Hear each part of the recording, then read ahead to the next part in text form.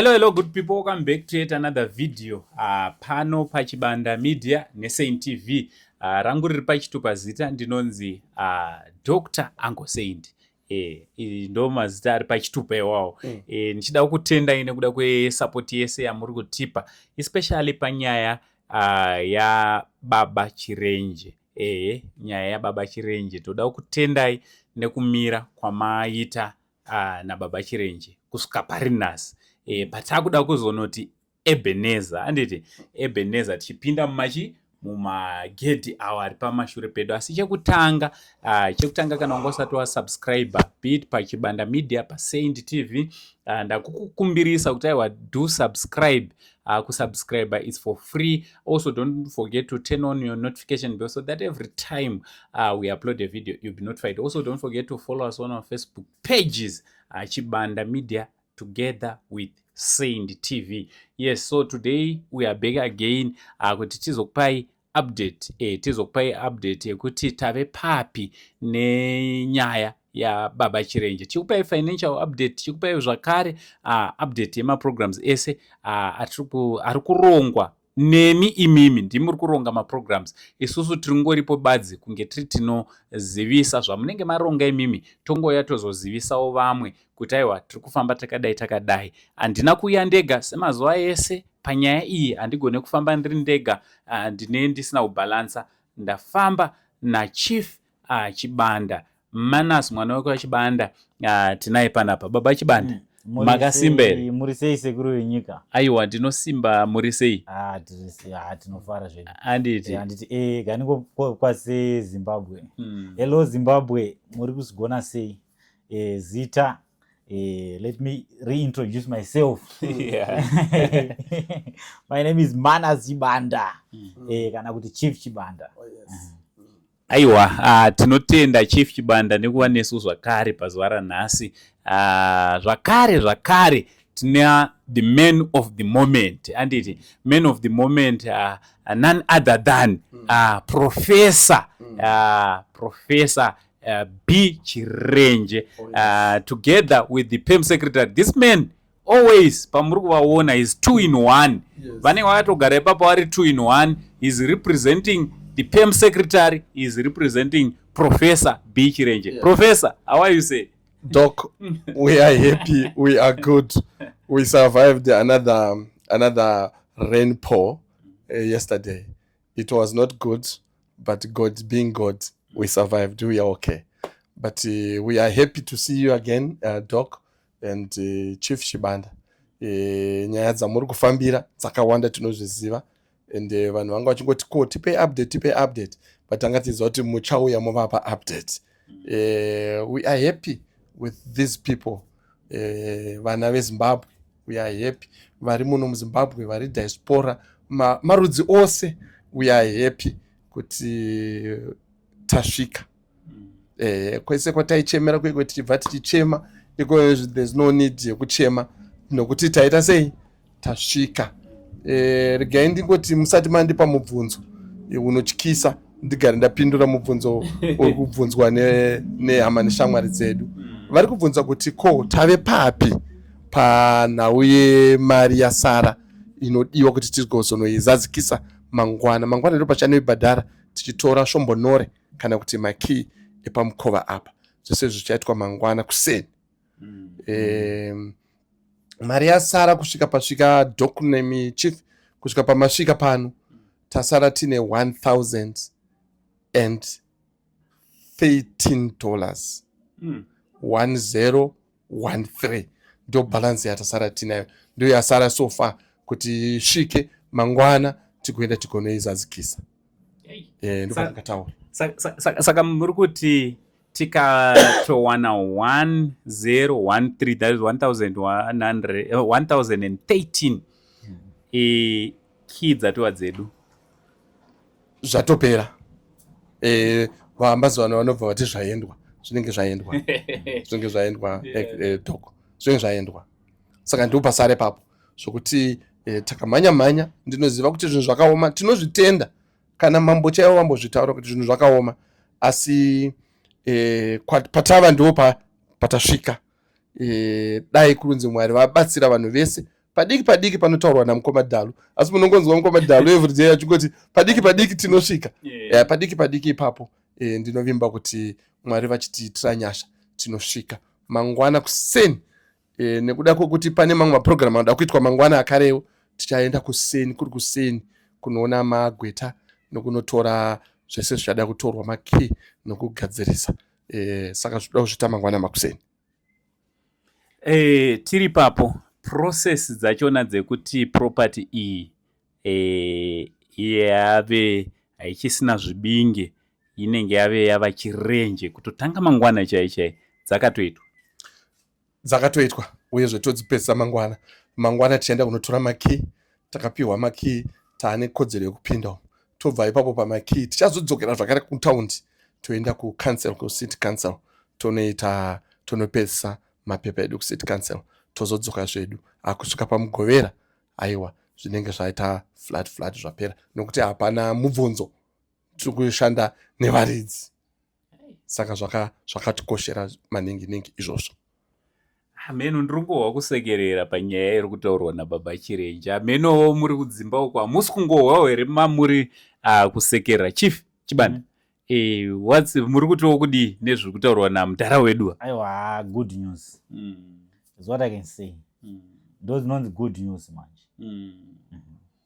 Aiwa, tinotenda. Ndakadiscover chimwe chinhu pamusoro pachief. Ameno kana makachidiscoverwo. Ndakadiscover kuti kuuya kwaita mari ichiwanda, mashoko achifa akanga akuitawo mashoma. Makazoonawo here? Ndizvozvo kutaura kwavo kwakushoma kwadzikira zvakanyanya ndiri kuzviona. Asi mukona apa vari kupa one word answer. Nokuti vari kuziva kuti homwe yachene yasvika yakunozara, hombodo yachene yakunokwana. Saka aiwa ndo zvinoita vakuru. Ndo zvinoita umambo kana zvinhu zvichinge zvaringana. Ndo zvinoita vakuru izvozvo. Tofanira kuziva kuti patinozosvika pamugovera vanenge vasisina mashoko. Kana inini ndinotaurisa sasekuru, ndinotaurisa pasadhoku, ndiri kuona ndiri chashayiwawo zvakare mashoko kupinda mukati umu. Ndakatombozvibvunza kuti patichapinda mukati umu ndinotangira papi? Kana vhidhiyo rachona kuritora, because ndichange ndiri pamushini musiwo, ndotanga nekona ipi? Zvichatondinetsa kuti ndichatanga nekumabvazuva here, kana kuti madokero, kana kuti manyeodzanyemba, kana kuti kuchamhembe. Handisi kuziva kuti zvichafamba sei. Dai vasiri vanhu ava Doko naChief, dai vasiri vanhu ava vane mwoyo ine rudo, dai manga murimi, ini ndaishayika ndaisavapo. Ndaizouya mavhura mikova pamwe kuda mazuva 2-3 atombofamba murimo. Asi nokuda kwevanhu ava, nokuti vachauya kuzondipinza tokopinda tiri pamwe chete, kana mune shumba umu haisi kuzorwisa Chirenje naPermanent Sec, icharwisa tese.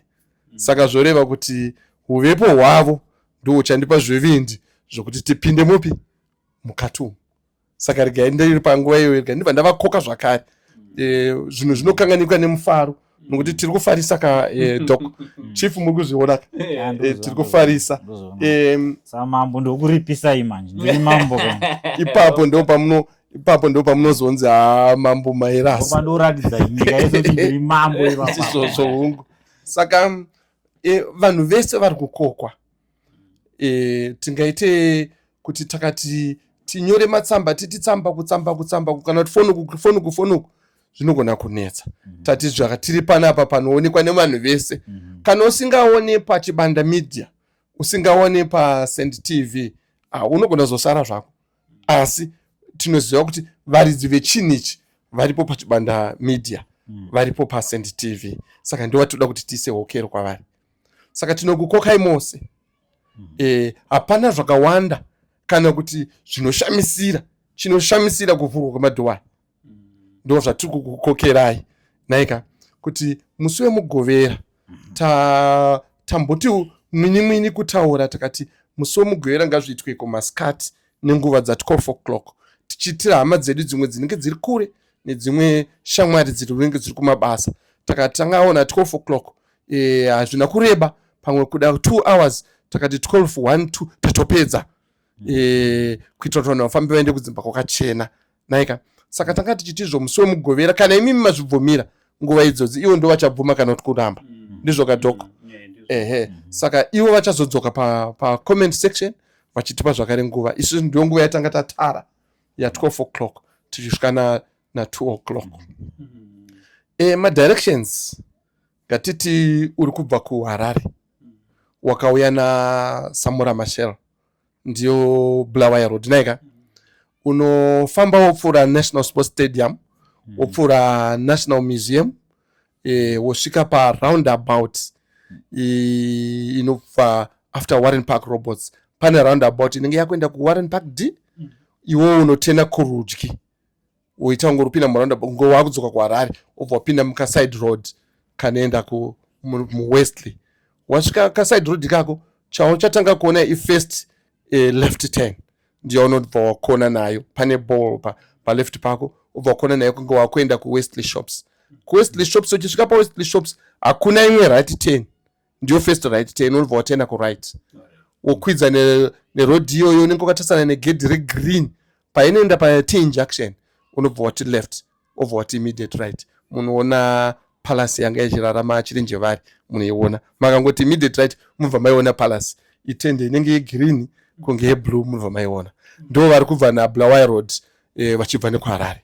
Ngatiti kune vachabva nekuna Kickman, makabva nekuna Kickman mechiuya munokwidza michiuya kwa Wesley Shops pane service station iripo iri pa right side pako.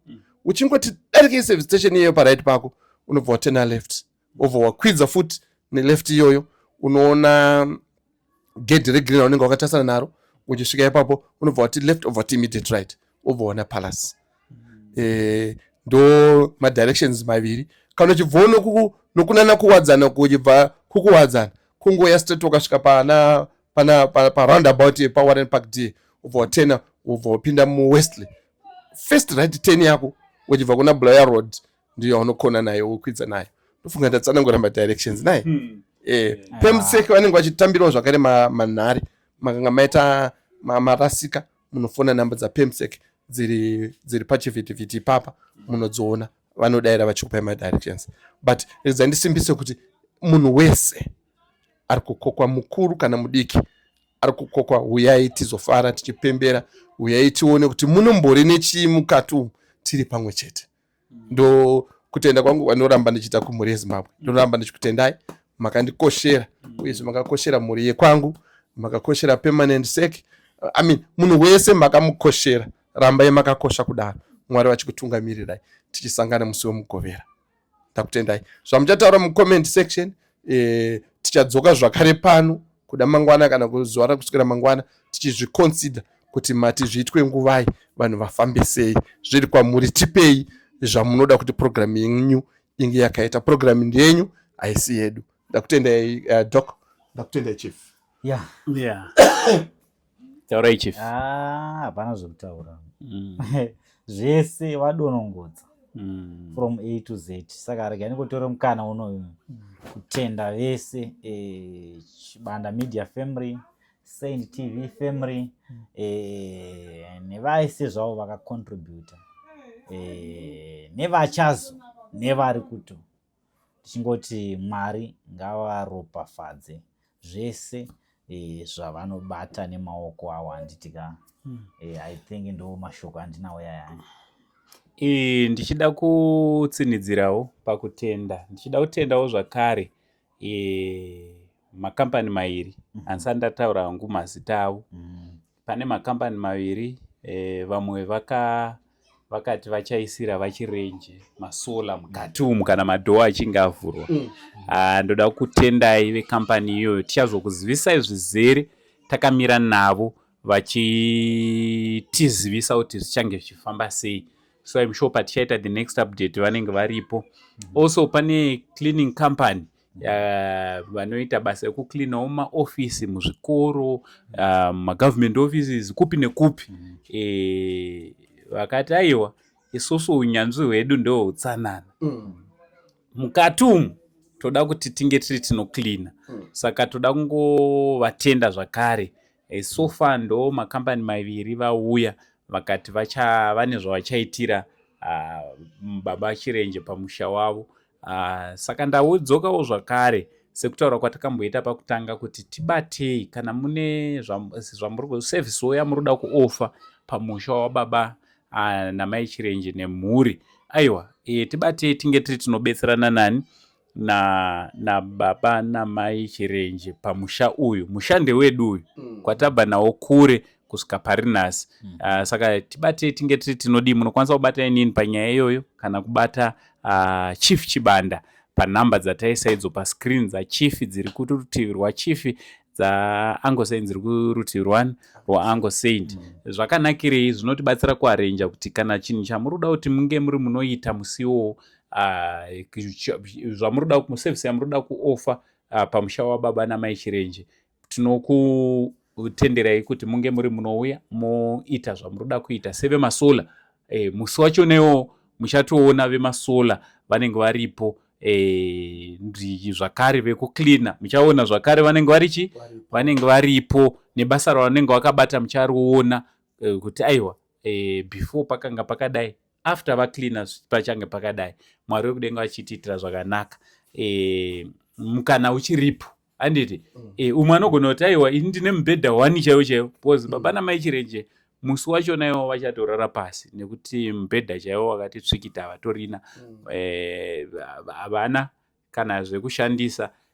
Ndofunga midziyo yavo ndo iri panapa isingachatoshandi nekuti yakanaiwa handiti. So unogona undori pamwe neTV 2 mumba handiti, woti aiwa iyi ndoda kuti iende kwani, kwaVachirenje. Someone atondibata akati aiwa ini ndine duvet randoda kuti vaChirenje vange vari vanofuka musiwo rinyowani randichavawinzira.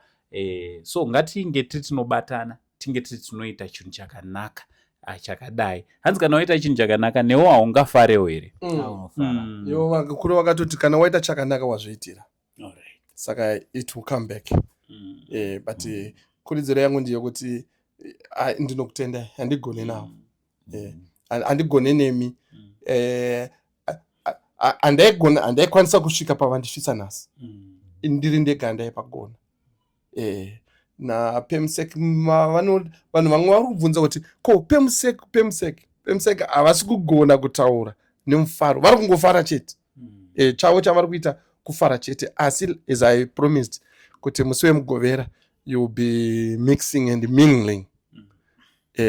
All she wants from you on Saturday is your shoulder to lean on, because I know she'll be crying all day, kwete kuti kuchema kukusuwa, but tears of joy. So when you are pouring your tears of joy, you need someone's shoulder to lean on. Saka these people vanofanirwa kuuya kuti Permanent Sec vaone pokuzembera vachichema nemufaro. Aiwa, shoko guru. Pemsec vachataura varipo panapa tisati tatopinda. Saka aiwa, muchavaona musi wacho newo Mwari wekudenga vachitiitira zvakanaka. Baba Chibanda, tidzoke kwamuri chief. Shoko renyu ramungada kusira muri yeZimbabwe. Also ndiri kukumbira kuti mutaure muchiadresa zvakare vanhu vakadecide kuti aiwa takuda kuita chinhu ichi nekuda kwekuti vakaona paChibanda Media, sezvamambotaura kuti Chibanda Media Family. Vanhu ivavo vanonzwa kufara mukavaadresa nekuti vanhu vamwe vakatoita chinhu chakanaka nekuti vanokufollowa imimi. Saka wanai shoko rimwe kana mairi amunovataura specifically nefamily iyoyo. Yes, and nangu adresa neSaint TV family. Yes, thank you sir. Guys, vana baba nana mai, vakomana nevasikana, majaya nemhandara. Dautora mukana uno kukutendai vese zvavo vanosapota Chibanda Media Family, Saint TV Family, vakauya kuzodonata kana kuti kuzobatsira baba Chirenje kuburikidza nekunge vaona nhoroondo yavo paChibanda Media nepaSaint TV. Zvinoratidza kuti aiwa social media haisi yekungoita zvisina basa chete. Tarisai muone nhasi uno tiri kufara, tiri kupemberera because of social media yakwanisa kuti connecta nevanhu vari kuAmerica, nevanhu vari kuUK, nevanhu vari kwavari ikokoko tichibatsirana navachirenje. Saka musasaize social media. Dai pasina social media, munhu ari kuAmerica kana kuti ari kuUK kana kuti ari pamutoko apa aisakwanisa kuona kana kunzwa nezvedambudziko ravachirenje achibatsira. Saka I think ndo mashoko andinayo ayayo ekuti ndivatende vese zvavo. Maoko wataura samambo. Mambo Chibanda. Aiwa, tinotenda. Ndichidzoka zvakare kwamuri prof. Shoko guru rezuva ranhasi ramunoda kusira mhuri yeZimbabwe. Regai ndiise maoko mundibatsire zvakare tiuchire. Tinokutendai, tinokuremekedzai, tinokukudzai. Mwari ngavakuwedzerei. Takusvika kana kuti tasvika pasara, ndinoramba ndichidzokorodza kuti tasarirwa $1,013 ndo yatasarirwa nayo. Mangwana ndinokuvimbisai kuti kuseni kuma9 ndinenge kana vachief na doc vari pano ndakarembedza makey, ndakabata ndichikutaridza kuti makey aya ndozobuda zvangu ndakuenda kunoita zvemapepa. Asi kuseni sematauro avaita kuti kune vamwe vari kuda kuya mangwana, makambani ada kuya mangwana, they are all free kuti vasvike anytime after 9. Ndinenge ndadzoka pano nokuti kuenda kunoatora kuofisi, ari kuofisi kwavo nechekudhara vakatora kudhara kusaka ndikunotora nokudzoka kuseni. Ndozoita mamwe maruns andichazoita zvangu after that. Ndinokutendai mhuri yeZimbabwe, ndinokutendai vakomana nevasikana vari mhiri kwaLimpopo, vari mhiri kweMakungwa. Ndinokutendai, ndinoramba ndichikutendai mazuva ese kuti dai musirimi ndisiri pandiri nhasi, dai musirimi ndisina kufara kwandinako nhasi. Nhasi ndiri kufara nechikonzero chenyu. Saka sekutaura kwaita mambo kuti social media musaisaize. The power of social media. The power of social media inosumudza munhu kana kuriga munhu. Saka musakanganisa, makakanganisa munodonhedzwa pasi. Asi kana magona munosumudzwa. Ndo basa resocial media. Ndoda kuti nditende, handaiziva kana inini kutomboti ndaimboendawo pasocial media kwaiwe kusaziva. Iko zvinezve handirari ndisina kuenda paSent TV, ndisina kuona kuti Chibanda, Chief Chibanda vaposte chii, ndinofollowa, ndofunga mari yangu yese iri kuperera kudhata. Saka ndofunga kana ndazodzokerawo mumba ndichaisawo wifi kuti ndinyatsokufollowa zvakaita sei zvakasimba day in day out. Aiwa, ndinokutendai. Aiwa, tinotenda Mwari nekuda kwepavatisvitsa pano. Wenyika mashoko enyu kupesera majaira kuinterview. Ipapa ndinotoda kuti hamusunzwa nawo totaura kuti pane statement ravanondibata naro rekuti Mwari wakuitire zvakanaka, Mwari wokutoti nditi much love. Aya, toda mashoko enyu kupesera ndine chimutiwo. Ezuva ranhasi. Ndinonzwa kuninipiswa nekuda kwevanhu vakatitarisa. Ndinonzwa kudukupiswa nekuda kwekubata kwavo. Ndogara ndichitaura kuti Saint TV havasi Uncle Saint. Saka ukauya paSaint TV ukasvora nekudii, hausi kusvora Uncle Saint. Uri kusvora over 500,000 people vari kufollowa Saint TV. Saka ukauyawo zvakare uchikudza nekuremekedza Chibanda Media, uri kukudza nekuremekedza vanhu almost 1 million vari kufollowa, nekuti hakuna munhu anoda kusvorerwa chinhu chaari kufollowa. Zvatinotosvoora nesu hatitofollowe zvimwe zvachona. Why? Because zvisinawo maturo kwatiri. Not everything, of course, haungazofollowe zvese, but vanhu vanowanzoda kufollowa pane mwoyo wavo. Saka ndoda kuti Mwari wekudenga, vanhu ava over 500,000 ava vari panapa, Mwari wekudenga vakuitire zvakanaka. Mwari wekudenga venyasha zhinji vakuropafadzei pakubata kwenyu.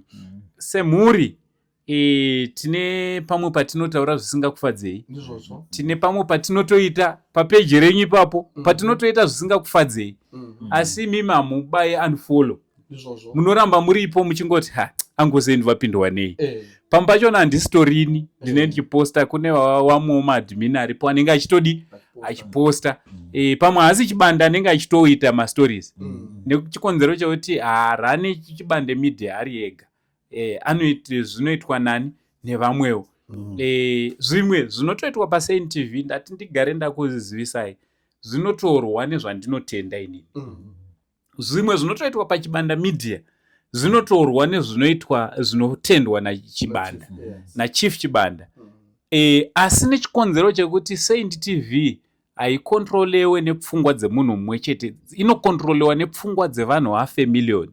Tine zvitendero zvakasiyana, mabeliefs edu akasiyana, maitiro edu akatosiyana, matauriro kwatinobva kwakasiyana. So Saint TV is there to accommodate everybody from all walks of life.